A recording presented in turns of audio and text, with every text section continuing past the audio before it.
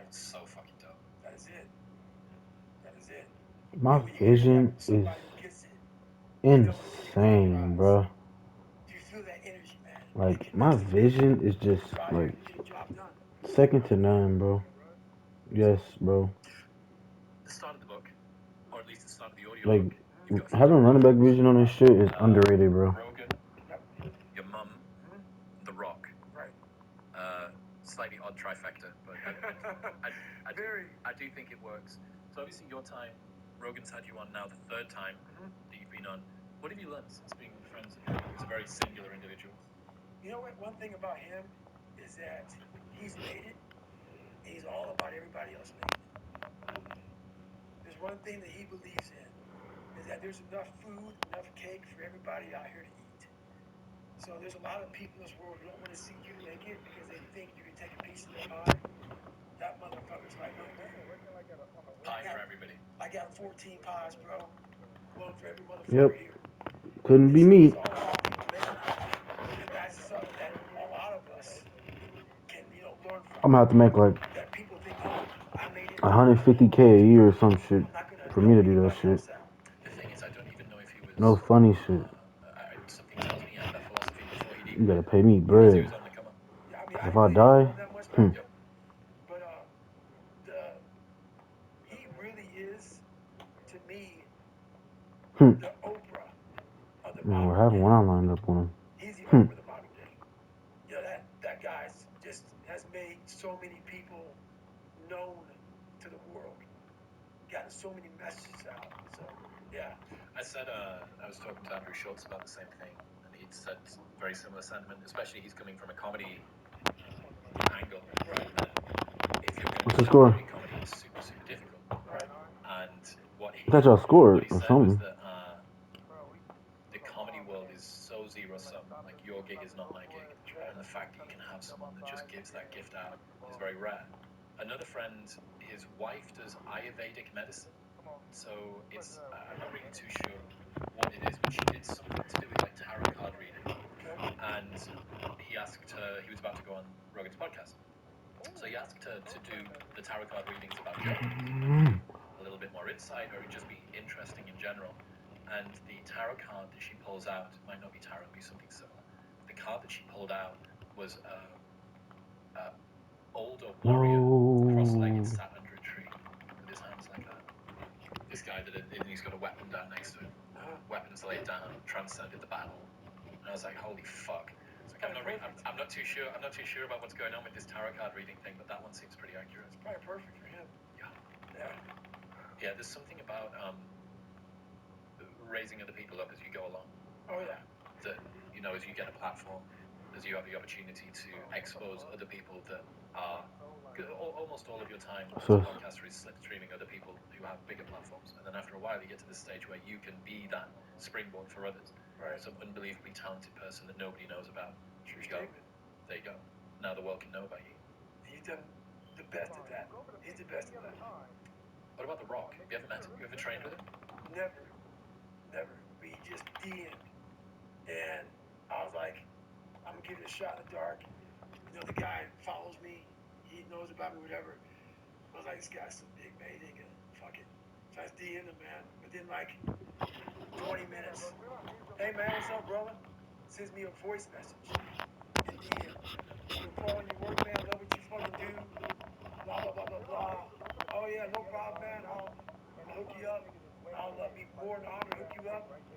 And in the audio book, what people don't know is I left him alone. I was like, hey, man, thank you. I appreciate it. I don't want to bother you.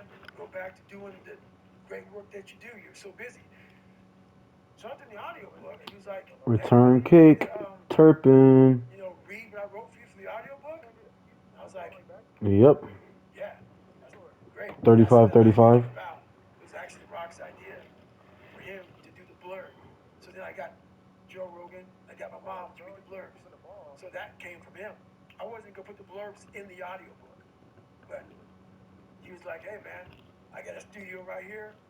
I'll blast it out, send it over to you, and we'll get it done. That's a training session that the world wants to see. I believe so. That should be part of the book tour. It would be a training session between you guys. Talk me through what Yes. the next phase of your life has in store. So after this podcast, I probably won't do another one for a very long time. And I did my book came out on the 6th. It's now the 16th. I did my 10 days of the book, and now it's done. And now it's going back to the lab. So now I go back to firefighting, go back to finding another level of David Goggins. That's done in quiet areas and finding more of myself, finding these spaces that I haven't, discovered yet in my mind. And I really love that about life. I love mastering self. I love it.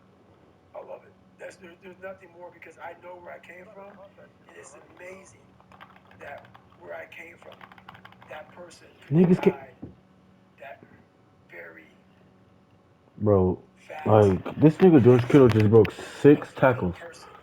like, And and inside scored. that Like person, that what's doesn't this person that talking to I you? don't know, bro. It's very freaky to me. It's time for me to And get a off lot this of us shit. have these two people that you have greatness way over here, but you decide to live in this space over here.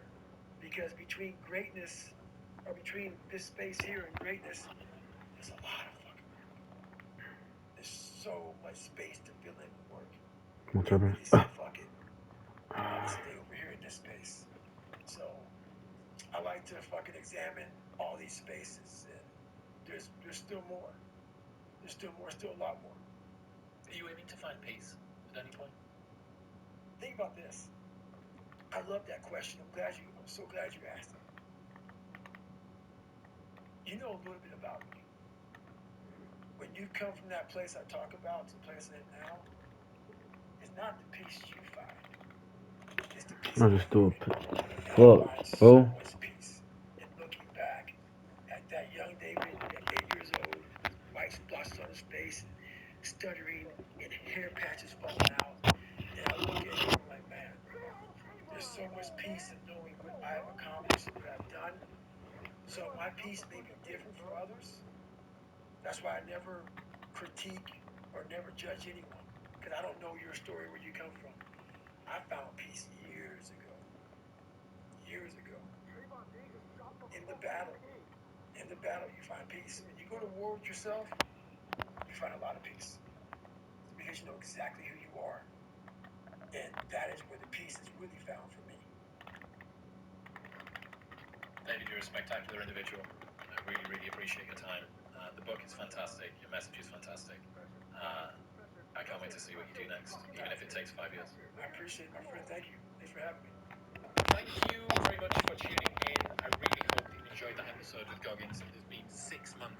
Andrew, there's a couple questions I want to ask you. We can start with some questions. What would you do if you had to start over today? Very good question. Do I start over as me, or do I start over as me, or do I start over as Joe Schmo? I'm only going to answer one of them. Answer Joe Schmo or Andrew Tate? Joe Schmo. I think we live in an attention economy. I think that's going to continue to be the case up into the future. I think that things have now changed. If you manage to get attention, you can somehow monetize it. If I wasn't the kind of person who was good at garnering attention or didn't want to get attention, then I would find somebody who is good at getting attention, and I would align myself with them. And then I would either find a way to increase their monetization. Obviously, being useful to them is one thing, but in my experience, outside of course me, everybody else who's good at getting attention is fucking lazy. They don't want to do anything else. So I would let them be the face, and I would be the blood and guts underneath, and that's how I would make a bunch of money. And you will often see in the best business relationships, there's the face of the business, but the true business behind it, or a bunch of people you don't know. And it's the same with everything. So if I was Joe Schmo, I'd find somebody who's the face, who got a lot of attention, and I'd sit down with them somehow and say, look, here's how you make this is what you should do, this is what you should do, this is what you should do. And they'd say, oh yeah, maybe, but I'm busy. Good, I'm glad you're busy. This is my percent, boom, boom, boom, boom. And I think I'll Figure it out. At what point, Andrew, did you realize that you were famous?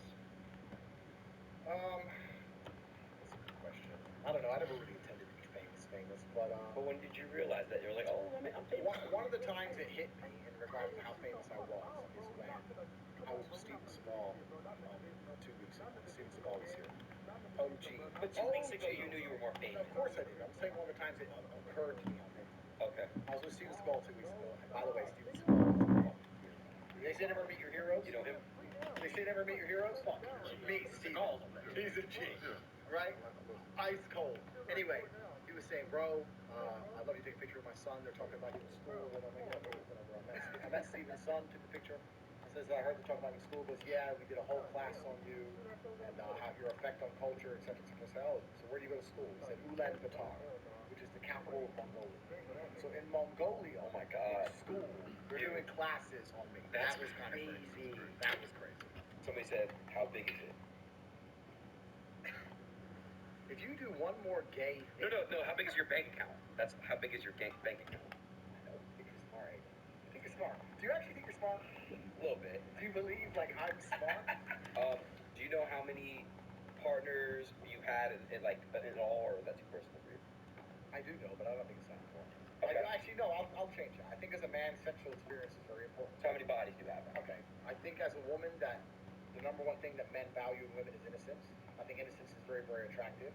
And it's not just about sex. As a man, when you find a woman, if you're Bro, what the f... This onside kicking shit is so retarded. For sure.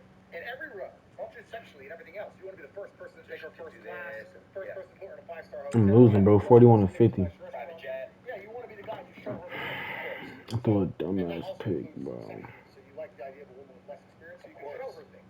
A woman's like, I know all of it. Yeah. You're a bit like, yeah. All of it? Yeah. Okay. But I think as a man, it's the opposite. And I also think that women like men. I was gonna say that. Yeah. I think for a man, like you said, we want innocent women, but if a woman, if that's a woman, she don't want a man that has never had sex. You know what's actually interesting? It's interesting. They asked, I don't know where I saw this, it was a long time ago, but I saw it was a survey. They were asking virgin women if they want a virgin man. And even a virgin woman said no. Wow. They don't want a virgin man. Because they want to be dominated, right? No, They want to be taught. they want to be taught. They want a man to guide them through the process. And experience, part of being a man is experience. And that's why, even in very subtle ways, the reason women love scars on men, something has happened to you. It's experience, right? Pick. So, Come on. when I say it's not Go. important, I take that Go, back. Parsons. Sexual Go, experience, Parsons. sexual- Go, Parsons. the fact that you've been around the block too many Pick times is 6. very Pick 6. But Let's go, baby. Also, I'm not going to say a number because a lot of dudes lie about the number, etc., etc. But I had a webcam company, and it's expensive. Is there an estimate? But I don't think that number is that important. And I also think the number of girls who speak, not just the sex is important. I think that you can learn a lot about women. It's not just sleep with them. You need to Oh my god, this shit sucks, bro. You need to have relationships. You need to have that time. You got 47 to 50, bro. let that one chick I need this onside got kick. away with some sly shit, so no other bitch can finesse you. And you get to a point in life, and truthfully, as a man, you hit your peak in your late 30s before. Oh, I was going.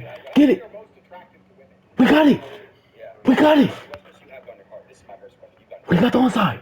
Of course. I agree. Let's go, TJ. You have to. There's different. You have to learn. You have to let it. Let's go. I've said this now. Any man has said he hasn't had their heart broken. But there's two kinds of men. There's people who have their heart broken, let it destroy them, and there's the men who have their heart broken, can't sleep, so they're in the gym 3 times a day. That's it. If you walk into the gym right now and find the fucking guys training hardest, he's probably lost his bitch. He's right. He's not wrong. True or false? Bro, I remember when I lost my bitch. The motivation. You find the guy who's fucking going nuts. Oh, let's go. Let's go. Nigga. I'm not playing with niggas. 53-50. I'm not playing with niggas. I do this shit. I do this shit. Nigga, don't never count me out, bitch. Don't never count me out, whole ass, nigga. Going up on niggas. Don't never count me out. Never. Never. 54-50. Never. Yeah, we end up in different positions. Some were successful and some aren't, blah, blah, blah. But I think if you take the average man in the Western world, there's 1 or 2 or maybe 3 possibilities. We all start off with nothing. Most men are born with 0 value. You can be born with rich parents, be a little bit. Let's go. Damn, he got all his timeouts too. Fuck, I gotta stop this nigga, TJ. 28 seconds left in the game. Most men have had a pretty similar story. Me, you name them all. Of course. But it's just how those events affect you and how you internalize them and how you use them. Pick! No, he can't. No, he can't. It's over. It's fucking over. Mm-hmm.